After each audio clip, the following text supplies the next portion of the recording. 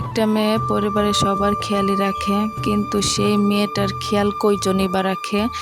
মেয়েদের এমনই একটা জীবন যেখানে সে একাই লড়াই করে যেতে হয়।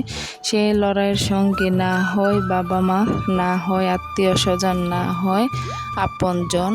তবে এটাই সত্য, খারাপ সময় আসুক না কেন মেয়েরা কিন্তু হাল ছেড়ে দেয় না। পুরো পরিবারটাকে তারা আগলিয়ে রাখে। জীবনে যা হারিয়েছি তার জন্য কোনো দুঃখ কষ্ট নেই, কিন্তু যা পেয়েছি তাকে তো কখনো অবহেলা করতে পারি না। সেজন্য সব কিছু মেনে নিয়েছি। আল্লাহ তাআলার কাছে হাজারো শুকরিয়া, অনেক সুখে শান্তিতে সবাইকে নিয়ে বসবাস করতে পারছি। আপনারা সবাই আল্লাহ তাআলার কাছে আমার জন্য দোয়া করবেন, আমি যেন আমার স্বামী সন্তান সবাইকে, পরিবারের সবাইকে নিয়ে সুখে